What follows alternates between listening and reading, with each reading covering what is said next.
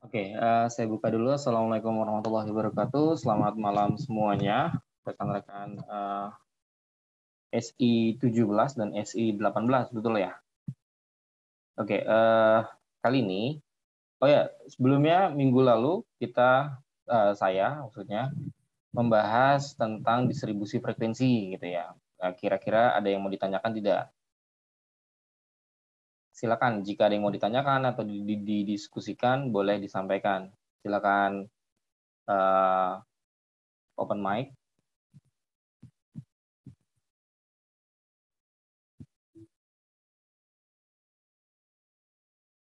Oke, tidak ada ya, berarti aman ya. Oke, ya untuk malam ini, insya Allah saya akan menjelaskan tentang ukuran pemusatan dan juga ukuran penyebaran gitu ya. Nah, kemarin di distribusi frekuensi itu ada dua jenis data gitu ya. Maksudnya ada dua jenis pengelompokan data. Pertama adalah dengan data tunggal, yang kedua adalah dengan data kelompok. Untuk data tunggal mungkin tidak kita bahas saat ini gitu karena data tunggal itu dalam pembuatan tabelnya itu sangat mudah gitu ya. Jadi disesuaikan dengan nilai dari datanya gitu ya. Terus kemudian nanti direkap berapa banyak frekuensinya. Gitu ya. Tapi kalau data kelompok kita bikin dulu kelasnya gitu kan. Terus intervalnya, kemudian nanti dimasukkan frekuensinya sesuai dengan kelasnya gitu ya. Nah, oleh karena itu nanti juga kita akan melanjutkan data kelompok untuk perhitungan ukuran pemusatan dan juga ukuran penyebaran. Gitu. Oke, materinya sudah ada di Elena, jadi teman-teman boleh silakan download. Sekalian saya share screen, teman-teman bisa sambil baca. Jika ada yang nanti ingin ditanyakan, silakan. Oke.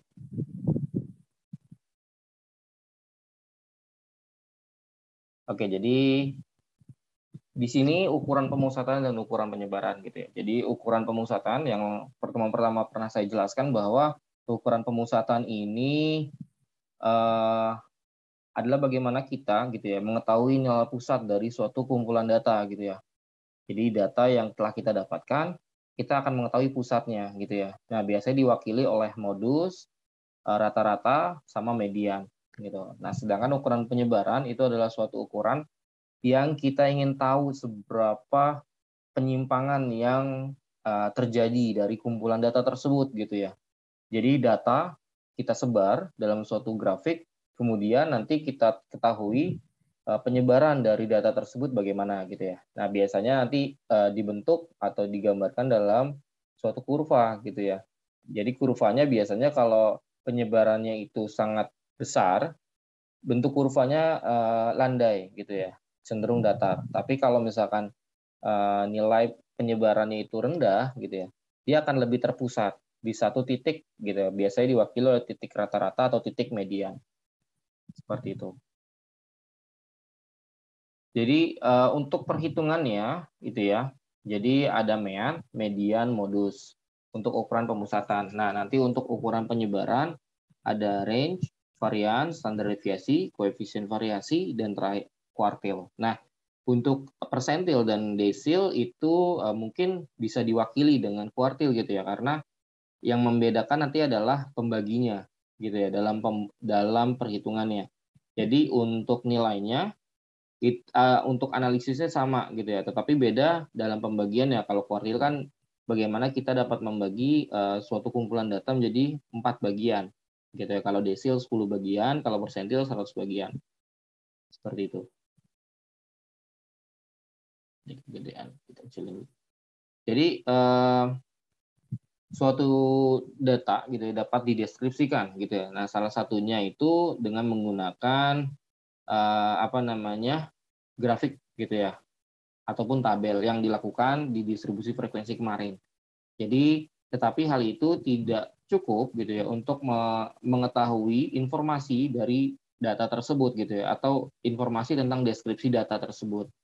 Nah, dipergunakanlah ukuran numerik gitu ya. Ukuran numerik di sini gitu ya, artinya adalah suatu nilai yang nanti digunakan gitu ya untuk mengetahui bagaimana data tersebut dapat kita deskripsikan Seperti itu. Nah, biasanya ada dua jenis nih. Kita bisa menggunakan populasi atau bisa menggunakan sampel. Nah, untuk populasi gitu ya, biasanya kita menggunakan seluruh data. Misalkan kalian sedang mengambil data untuk angkatan kalian. Berarti data dari populasi tersebut adalah seluruh mahasiswa dari angkatan 2021 gitu ya. Seperti itu. Nah, sedangkan kalau sampel sendiri adalah hanya sebagian data dari populasi yang kalian gunakan. Gitu. Nah, biasanya dalam statistika orang jarang sekali menggunakan populasi gitu ya, tapi menggunakan sampel. Gitu. Kenapa? Karena dalam menggunakan populasi, gitu ya, itu akan memakan waktu yang lebih banyak, gitu ya, dalam mengumpulkan datanya. Gitu. Sedangkan sampel itu akan lebih singkat. Contohnya misalkan kita mengambil data dengan skalanya itu adalah se-Indonesia gitu ya. Nah, kalau kita mengambil populasi berarti kita membutuhkan data sekitar 270-an juta orang gitu ya. Gitu ya. Itu kan sangat banyak dan sangat membutuhkan waktu, tenaga dan juga material gitu. Nah, sedangkan untuk sampel gitu ya, kita hanya butuh beberapa data saja dari beberapa tempat gitu ya. Misalkan populasi Indonesia berarti kita harus bisa membaginya dari minimal beberapa pulau gitu ya. Berarti yang di Indonesia pulau besar ada 5 gitu ya. Jawa, Sumatera, Kalimantan, Sulawesi, dan Papua gitu ya. Nah, misalkan kita mau skalanya adalah Indonesia, kita harus bisa membagi dari 5 pulau tersebut minimal gitu ya. Tapi kalau mau lebih spesifik berarti lebih detail lagi gitu. Itu bisa diatur nanti. Oke. Nah, jadi biasanya dengan menggunakan populasi itu istilahnya adalah parameter, untuk statistik itu istilahnya adalah sampel, terhadap sampel.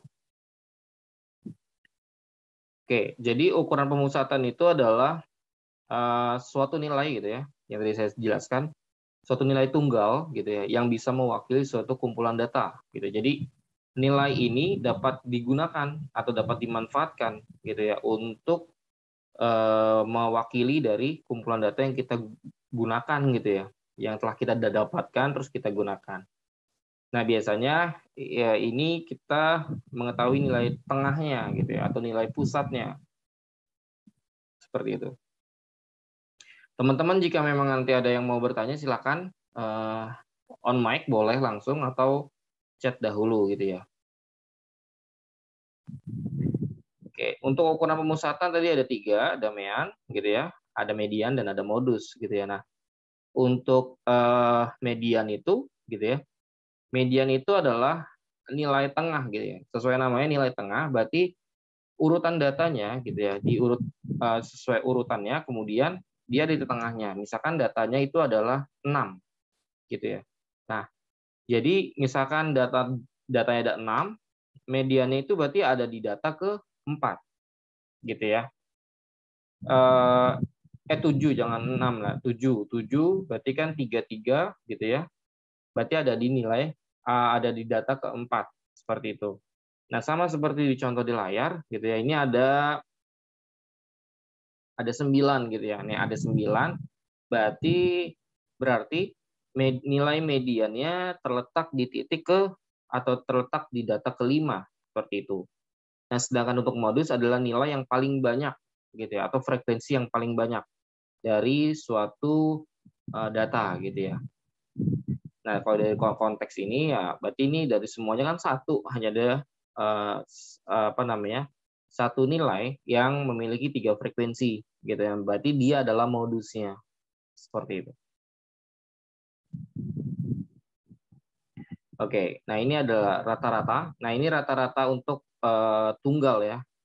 Jadi seperti pada umumnya gitu ya, cara proses untuk mendapatkan data adalah kalau populasi gitu, kita menggunakan N besar gitu ya. Berarti nilainya adalah total dari populasinya gitu ya, jumlah data dari populasinya. Nah, prosesnya adalah sigma X gitu. Jadi semua nilai dari data itu kemudian dijumlah hingga ke N, XN gitu ya, atau data populasi terakhir, kemudian nanti dibagi dengan jumlah populasinya gitu. Nah, untuk sampel sama gitu ya. Untuk sampel sama, hanya saja Bentar, saya hilangkan background dulu biar. Oke, jadi untuk sampel pun sama gitu ya. Tapi pembedanya adalah dia menggunakan data sampel, bukan data populasi. Jadi misalkan gambaran besarnya adalah seperti ini. Misalkan populasinya itu adalah 100 gitu ya. Nah, sampelnya itu bisa jadi gitu ya, kita hanya menggunakan 35 dari 100 tersebut gitu ya. Dengan pengambilan data yang acak gitu ya. Dengan acak agar tujuannya dapat mewakili gitu ya dari populasi tersebut. Oke, nah ini tidak digunakan, kita skip saja. Juga sama. Oke, nah ini contoh dari main data tunggal gitu. Jadi seperti contoh tadi gitu ya. Jadi kita urutkan dari nilainya gitu ya. Nilai dari datanya gitu ya. Jadi misalkan contoh pertama itu ada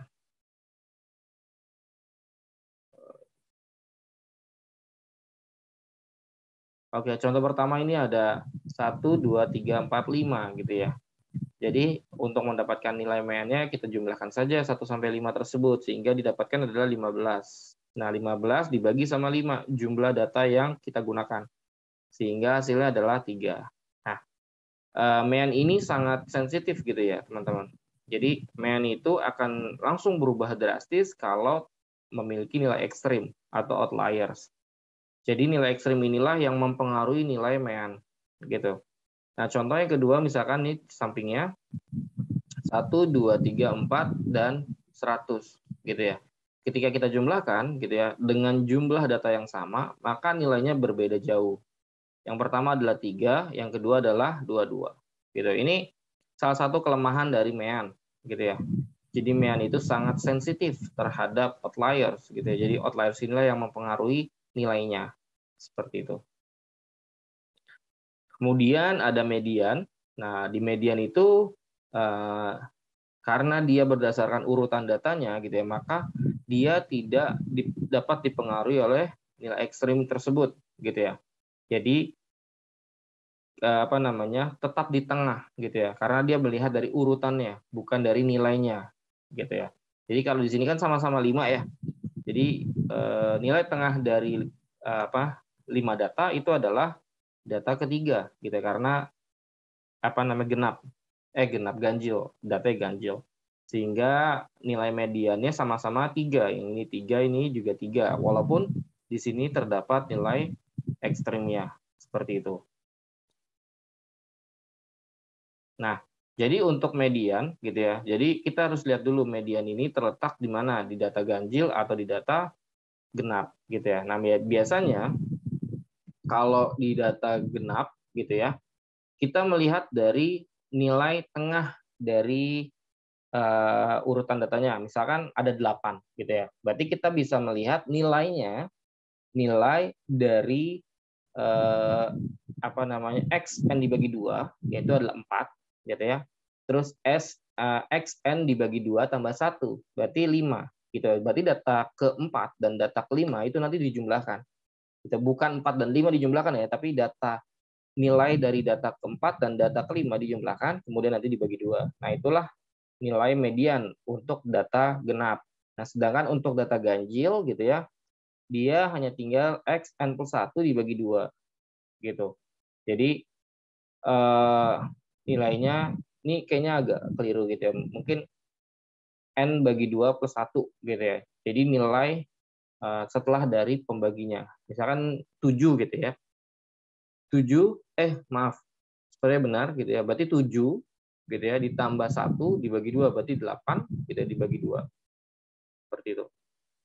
Jadi gampangnya adalah kalau misalkan data ganjil dia dilihat dari nilai setelah pembaginya gitu ya, misalkan berarti nilai keempat kalau datanya 7 gitu ya. Terus sedangkan untuk genap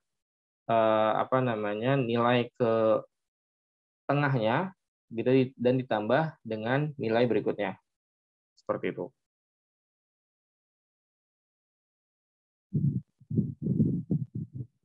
Oke, sekarang selanjutnya adalah modus. Nah, di modus ini nilai yang paling sering muncul gitu ya, tidak dipengaruhi outlier gitu ya, karena dia hanya melihat dari berapa banyak data yang keluar gitu ya, atau berapa banyak frekuensi yang dihasilkan dari kumpulan data gitu. Masih ada kemungkinan tidak ada modus, dan juga masih mungkin ada beberapa modus begitu. Artinya modusnya bukan hanya satu, bisa 2 dan 3 dan seterusnya gitu ya. Nah, juga ada kemungkinan tidak ada modus seperti ini. Jadi datanya semua sama flat gitu ya. Ada 5 data, semua masing-masing mewakili satu. Seperti itu. Ini menggunakan data tunggal ya. Oke, nah ini bisa kalian baca nanti gitu ya, data tunggal. Nah, ini analisisnya gitu ya. Nah, dari 3 ukuran pemusatan yang tadi telah dijelaskan, mana yang terbaik gitu ya. Nah, kalau untuk ditanya mana yang terbaik, kita harus lihat dulu konteksnya. Jadi konteks datanya itu atau kumpulan data yang kita dapatkan tuh bagaimana? Jika misalkan datanya banyak nilai ekstrimnya, gitu ya. Nilai ekstrim itu maksudnya adalah kalau kita bikin grafik gitu ya, grafik garis gitu ya, atau diagram garis, itu nanti akan kelihatan naik turunnya gitu ya. Kalau naik turunnya enggak tinggi atau enggak rendah sekali gitu ya, itu berarti tidak ada nilai ekstrim gitu ya. Tapi misalkan dari angka 1 tiba-tiba jadi 10 gitu ya, nah itu kan ekstrim. Nah itu berarti nilai mean itu tidak disarankan gitu ya untuk dijadikan acuan. Nah yang disarankan adalah median itu sendiri gitu, agar kita mengetahui nilai pusatnya, bukan nilai tengah ya, nilai pusatnya dari suatu kumpulan data. Jadi kalau sedangkan untuk modus itu dapat digunakan baik untuk data kuantitatif maupun kualitatif, namun kadang bersifat tidak unik atau tunggal gitu ya. Nah, kenapa? Karena dalam modus ini memiliki duplikasi gitu ya. Jadi bisa 2, bisa 3 gitu ya. Nah, makanya dalam ukuran pemusatan itu biasanya acuannya adalah mean dan median gitu ya untuk mengetahui nilai pusat dari kumpulan data tersebut. Seperti itu ya. Nah, ini dia.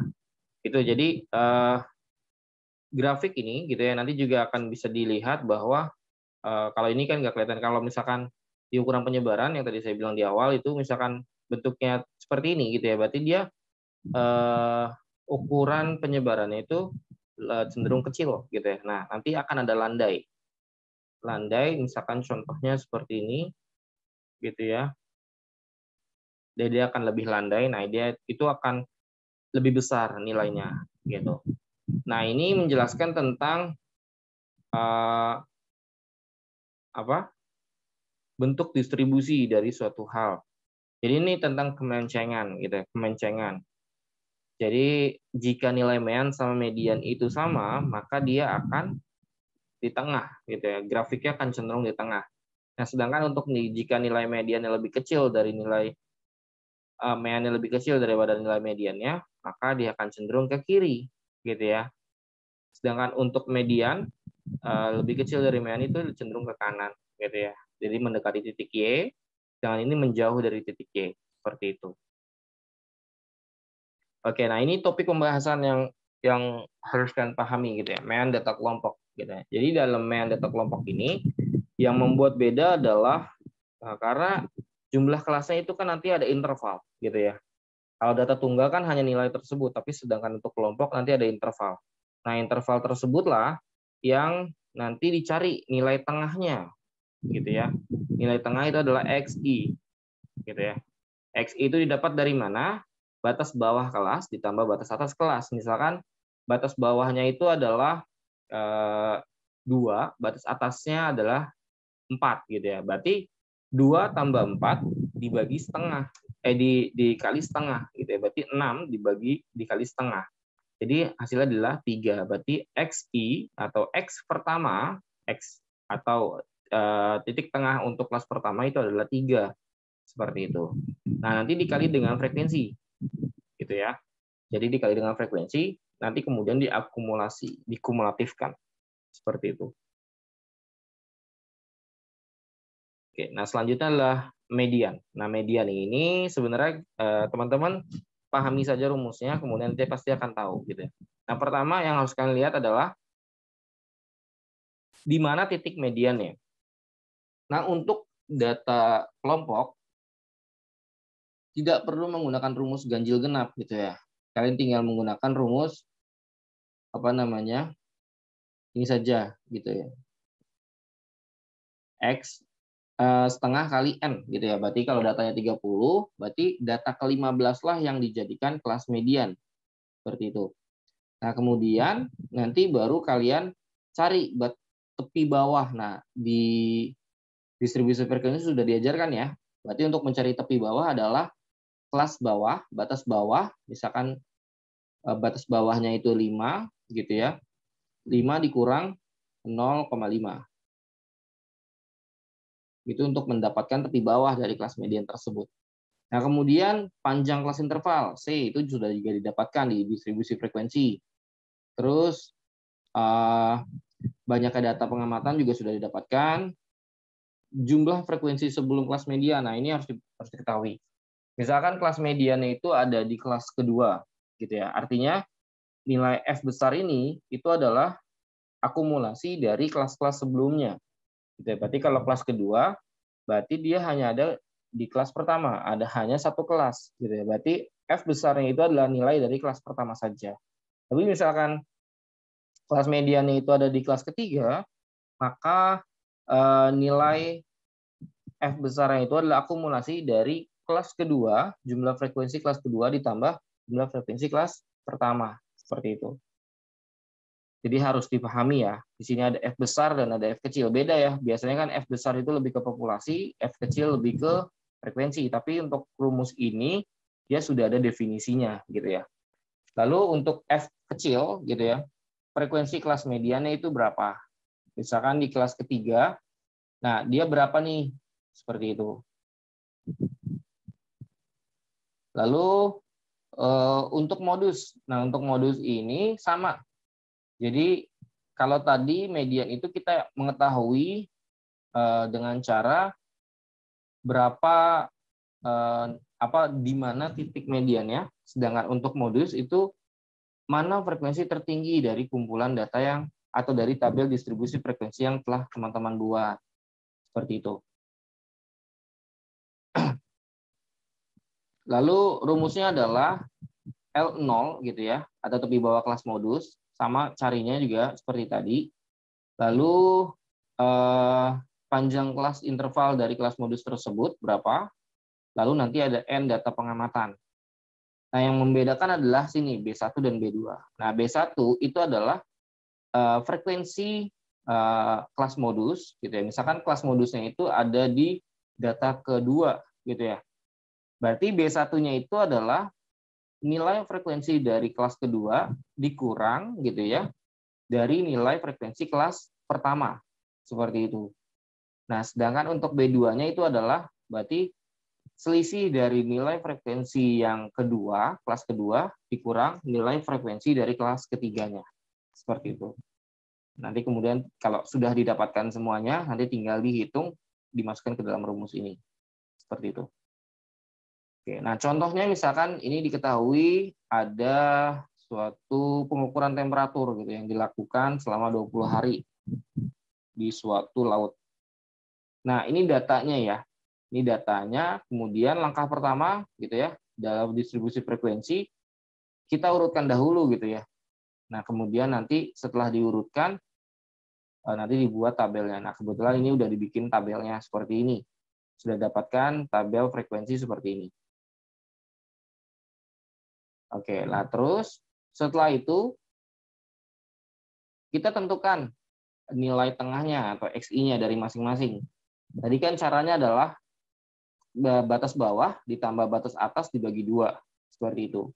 Ini nilainya, ini tabelnya.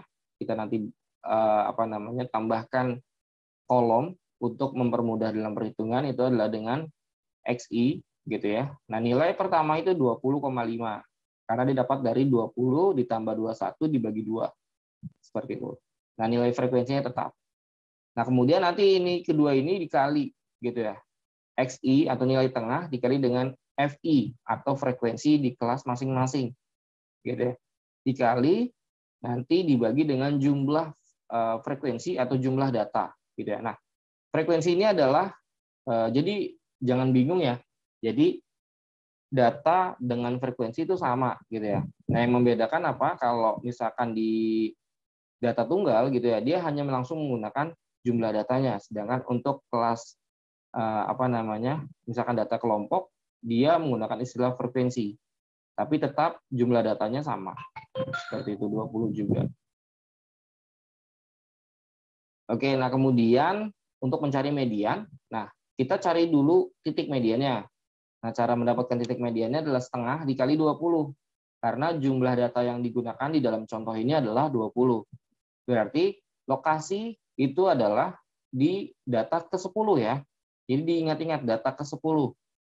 Jadi data ke-10 bagaimana ngitungnya? Berarti ini 3, kemudian ditambah 6 gitu ya. Itu adalah 9. Nah, berarti dia bukan di kelas kedua. Kita tambah lagi ke kelas berikutnya. Ditambah 2. 9 tambah 2 itu adalah 11. Nah, 11 berarti 10 masuk ke sini gitu ya. Artinya 10 dan 11. Data ke 10 dan 11 itu ada di kelas ketiga. Seperti itu. Berarti kelas mediannya ada di sini. Gitu ya. Kelas median ada di sini.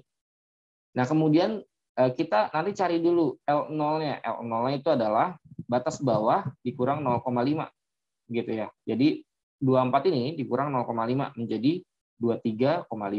C itu panjang interval. Nah, kalau teman-teman melihat video, jadi kalau membaca panjang interval itu bukan selisih dari kelasnya ya, tapi adalah nilai dari kelas tersebut.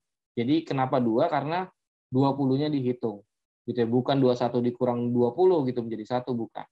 Jadi 20 dan 21. Jadi kelas atau panjang intervalnya itu adalah 2. Nah, kemudian F besar. Nah, F besar tadi kan udah di jumlah ya. 3 tambah 6 itu berapa? 9. Nah, itu masukin ke dalam F besarnya. Nah, F kecilnya adalah frekuensi dari nilai mediannya. Itu adalah 2. Gitu. Nah, setelah dapat tinggal dihitung, kemudian dapatkan nilai mediannya. Nah, untuk data kelompok, nilai rata-rata, nilai median gitu ya. Nilai median dan nilai modus, maaf, itu harus sesuai intervalnya. Gitu ya. Nah, interval itu kan adalah 24 sampai 25. Nah, berarti nilai mediannya tidak boleh lebih dari 24 sampai 25 gitu ya. Misalkan nanti tiba-tiba dapatnya adalah 27 gitu ya. Gitu ya. 27 misalkan. Nah, itu coba dicek lagi perhitungannya. Kemungkinan besar ada kesalahan dalam perhitungan. Jika perhitungannya sudah benar, coba cek lagi setiap simbolnya itu kamu memasukkan nilainya benar atau tidak. Gitu. Kalau benar ya berarti kenapa tuh gitu ya. Itu juga harusnya nggak terjadi sih. Kalau semua udah benar, seharusnya sesuai dengan intervalnya karena tujuan data dikelompokkan adalah untuk itu, gitu ya. Agar mempermudah kita mengetahui nilai mediannya. Seperti itu. Oke, nah selanjutnya adalah modus.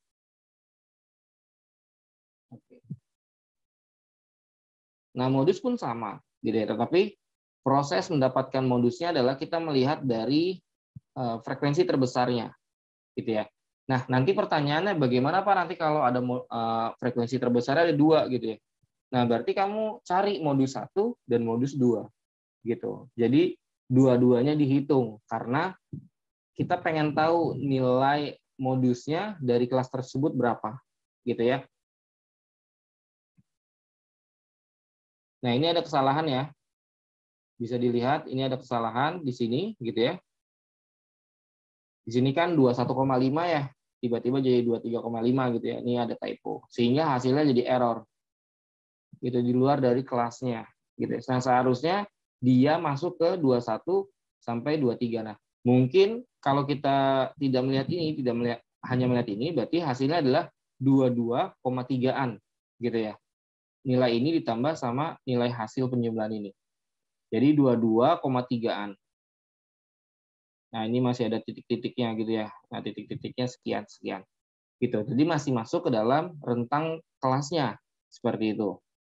Nah, untuk mencarinya ya tadi seperti yang telah digambarkan dalam materi, berarti B1 itu adalah 6 dikurang 3. Gitu ya. Jadi 6 dikurang 3 itu adalah 3, B2-nya itu adalah dengan setelahnya. 6 dikurang 2 itu adalah 4.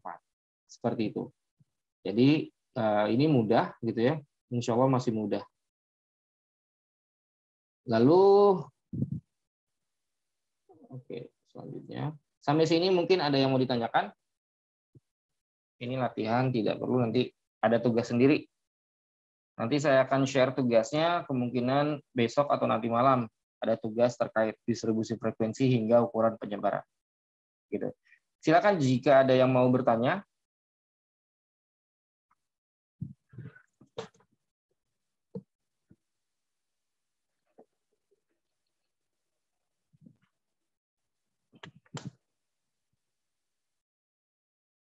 Oke, sudah paham semua ya? Alhamdulillah. Oke, kita lanjutkan ukuran penyebaran, gitu ya.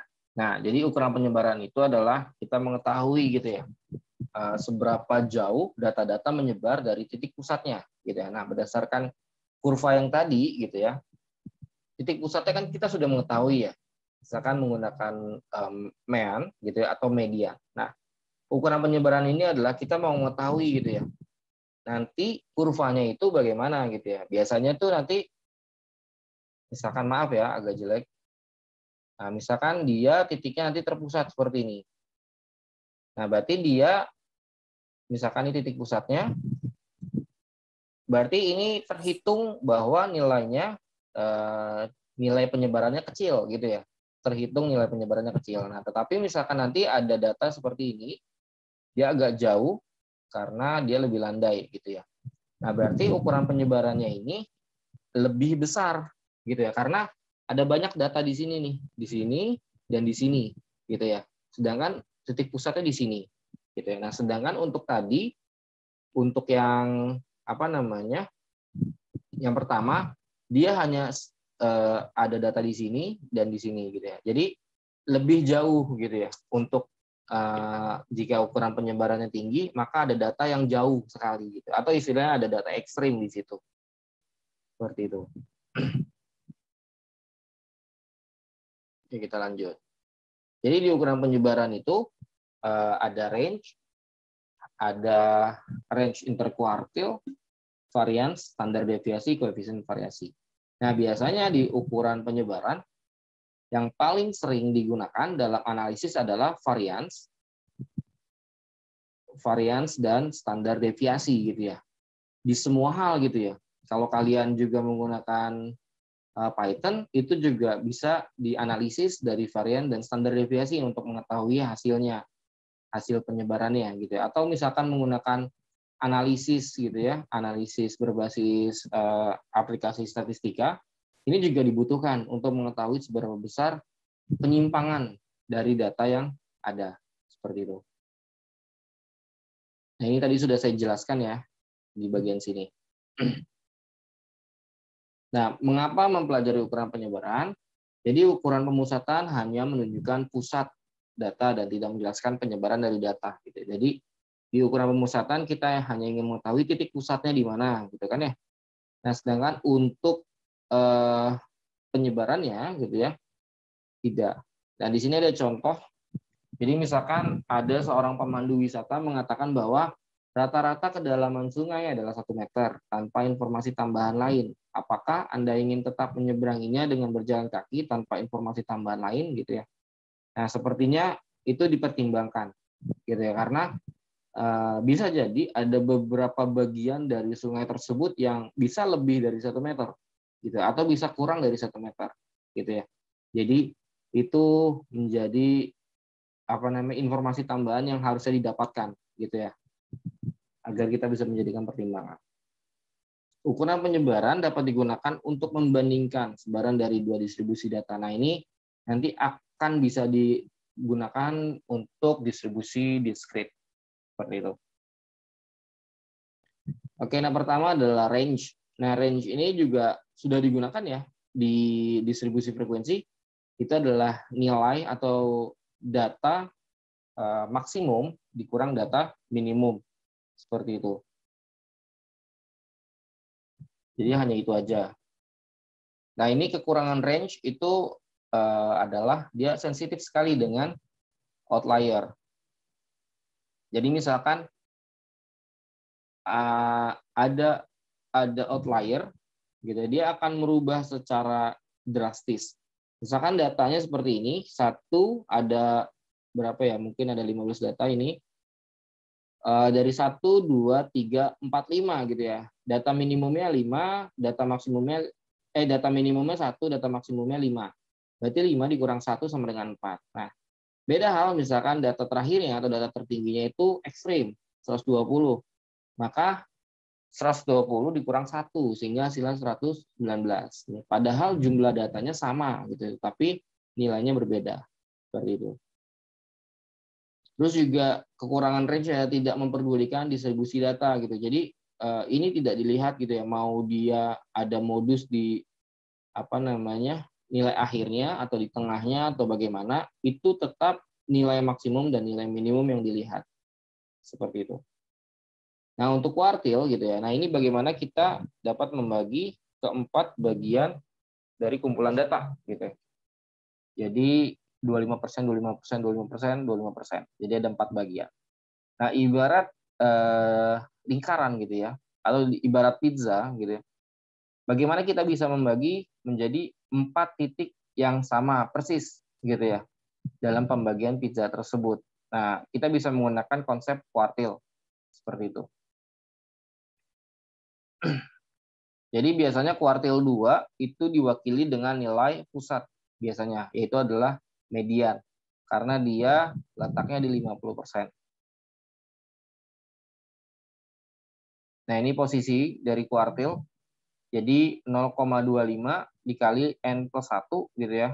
Untuk yang posisi kedua, untuk kuartil 2, 0,50 dikali N plus 1.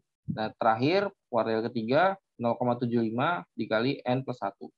Seperti itu. Nah, ini kan persentase ya. Jadi kalau kuartil hanya 4 bagian. Nah, kita nggak bisa mengetahui misalkan bagian yang 15% berapa nih. Nah, di kuartil tuh nggak bisa. Itu kurangnya kuartil karena dia hanya 4 bagian. Nah, oleh karena itu ada namanya persentil. Gitu ya. Kalau desil itu hanya 10 gitu ya. Per 10. Jadi 10%, 20%, 30%, 40%, dan seterusnya. Sedangkan untuk persentil itu bisa kita mengetahui nilai atau titik ketika 15% atau 5%. Seperti itu. Jadi konsepnya sama, tapi pembagiannya yang beda, gitu ya. Oleh karena itu biasanya beberapa konsep itu menggunakan persentil dalam memaksimalkan suatu metode seperti itu. Walaupun tidak dibahas, tapi proses perhitungannya dan proses pembahasannya itu sama antara kuartil, desil, dan persentil seperti itu. Oke, ini jika datanya tunggal ya. Gitu. Jadi setelah data diurut, kita mau mengetahui nih nilainya berapa. Oke, nah ini varians. Jadi varians itu adalah rata-rata kuadrat deviasi dari nilai mean. Di sini menggunakan populasi. Nah, kalau rata-rata tadi, data populasi dengan data sampel itu sama rumusnya. Yang membedakan hanya pembaginya atau jumlah datanya. Nah, untuk varians gitu atau variasi, itu berbeda rumusnya. Gitu ya. Sebenarnya yang bikin beda adalah simbolnya gitu ya. Ini pakai O. Untuk varians itu pakai X bar gitu ya. Dan pembaginya N-1 kalau untuk sampel. Sedangkan untuk populasi itu hanya menggunakan N gitu ya. Kenapa? Karena dalam populasi kita menggunakan seluruh data gitu ya. Tidak menggunakan sebagian data. Oke. Nah, selanjutnya adalah standar deviasi populasi gitu ya. Menunjukkan variasi di sekitar mean, memiliki satuan yang sama dengan data asli. Gitu. Nah, rumusnya adalah akar dari variasi. Gitu. Jadi ketika kita sudah mendapatkan nilai variasi, untuk mendapatkan nilai standar deviasi, kita tinggal akarkan saja. Gitu. Nah, itu adalah nilai dari standar deviasinya. Seperti itu. Nah, mana nilai yang paling digunakan gitu ya. Nah, biasanya nilai variasi digunakan untuk melihat seberapa jauh gitu ya penyebaran yang terjadi. Nah, sedangkan untuk standar deviasi itu adalah suatu nilai yang digunakan untuk mengetahui standar error yang biasanya digunakan dalam penelitian gitu ya. Misalkan berarti dia plus minus dari nilai pusatnya gitu ya, standar deviasi itu. Nah, ini pengukuran variasinya, ada standar deviasi kecil, ini standar deviasinya besar gitu ya. Jadi bisa terlihat ya. Nah, ini perbandingannya dengan nilai rata-rata yang sama, tetapi dengan nilai standar deviasi yang berbeda. Seperti itu. Jadi semakin besar, maka akan semakin terpencar. Gitu ya. Nah, jadi kurva yang tadi saya gambarkan tidak mesti seperti itu gambarnya gitu, bisa beda-beda. Tetapi itu hanya gambaran saja atau analogi saja bahwa penyebarannya itu semakin luas gitu ya. Tapi kalau misalkan standar deviasinya kecil, biasanya dia akan lebih terpusat datanya, gitu, lebih tengah, berdasarkan nilai pusatnya.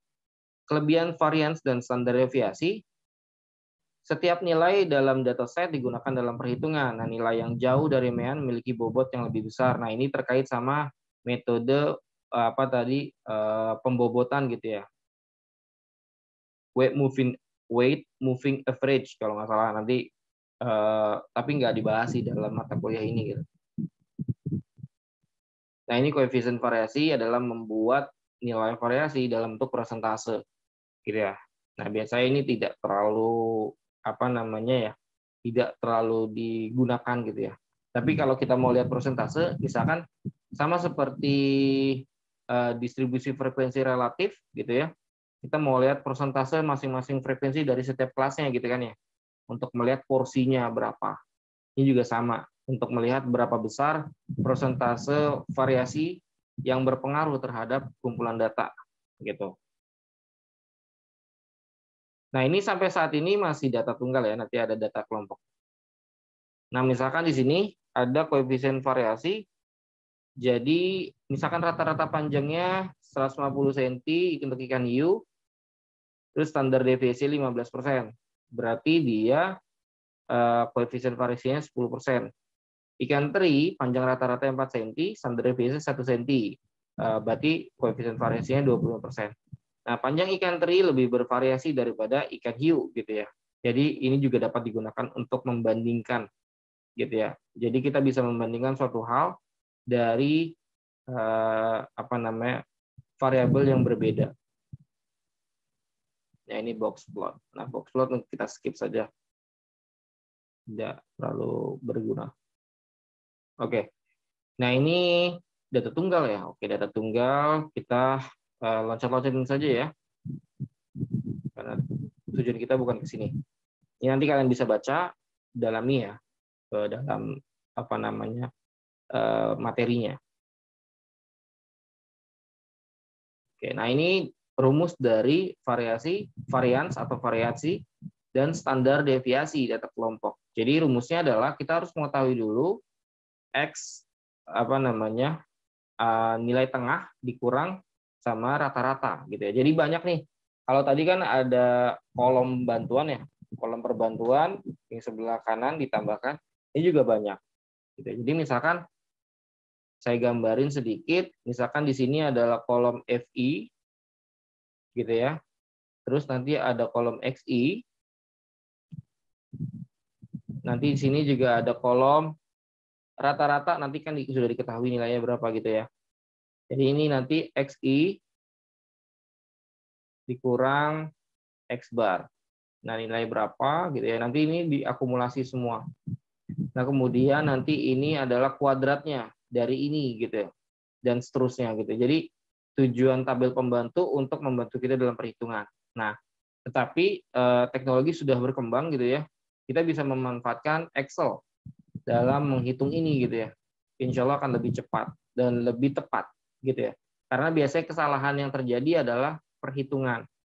Nah, perhitungan karena dia kan sistemik gitu ya. Kalau misalkan perhitungannya salah dalam menentukan XI dikurang X bar gitu ya, itu akan berpengaruh ke semuanya kan. Gitu. Jadi artinya nilai akhir nanti akan berbeda.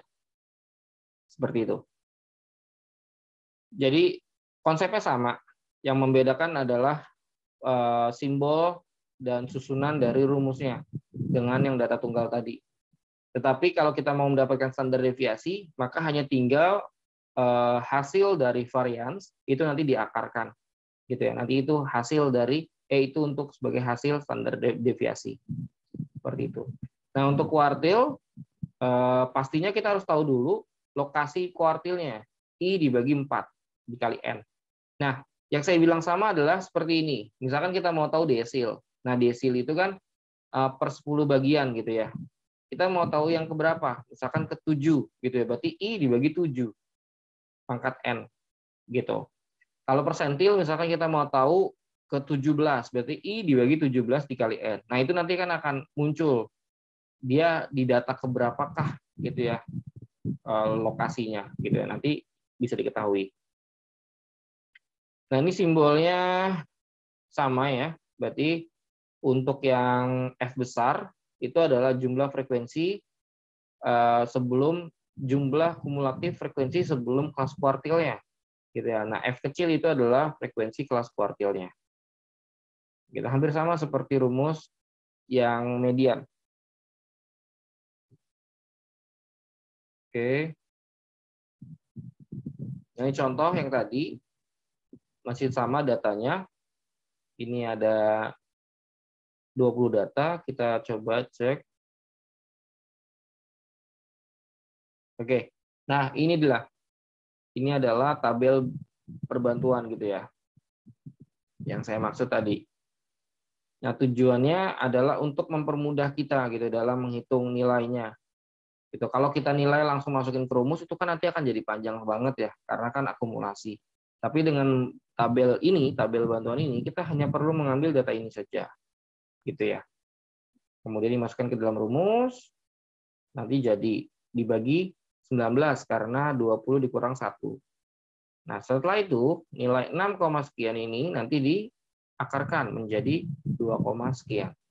Seperti itu. Nah, untuk indikator dari variasi dan juga standar deviasi itu nggak ada. Yang saya tahu sih saat ini nggak ada gitu ya. Jadi teman-teman dapat menganalisa gitu ya untuk nilai besar kecil dari variasi tersebut gitu ya. Karena dia ukurannya tidak ada besar seberapa, kecil seberapa, tetapi berdasarkan hitung matematika gitu ya. Itu nanti bisa dilihat misalkan 2,4 gambar grafiknya nanti bagaimana di dalam kumpulan data yang teman-teman dapatkan seperti itu. Nah, ini untuk kuartil. Jadi yang ingin dicari adalah kuartil ke-1 gitu ya. Oke. Seperti itu. Nah, ini kuartil 2, ini kuartil 3 dan kuartil udah ya, kuartil 3 seperti itu. Oke. Nah, jadi proses perhitungannya seperti itu. Nah, nanti teman-teman bisa memanfaatkan Excel dalam menghitung datanya gitu ya. Tetapi pastikan proses perhitungannya itu sesuai dengan rumusnya gitu, tidak terlewat gitu ya. Jadi harus lebih teliti lagi seperti itu. Oke, sampai sini mungkin ada yang mau ditanyakan? Silakan.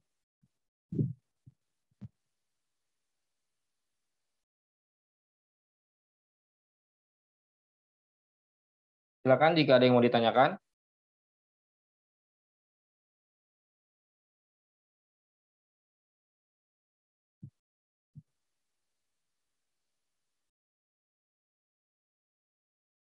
Tidak ada, sudah paham semua?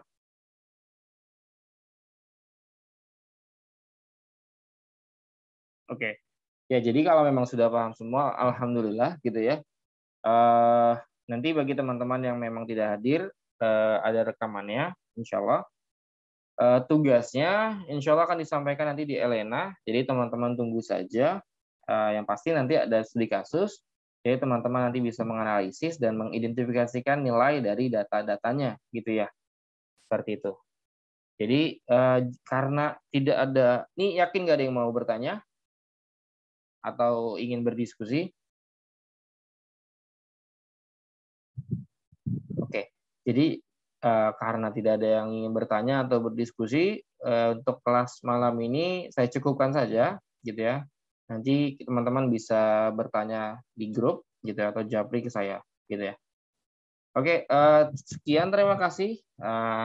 Insya Allah nanti ketemu lagi di 2 minggu ke depan, gitu ya, karena minggu depan adalah video pembelajaran. Jadi ditunggu saja tugasnya, insya Allah nanti akan saya upload, gitu ya. Saya tutup dulu pertemuan malam ini. Assalamualaikum warahmatullahi wabarakatuh.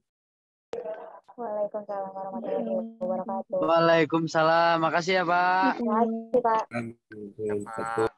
Pak. Nuhun, Pak.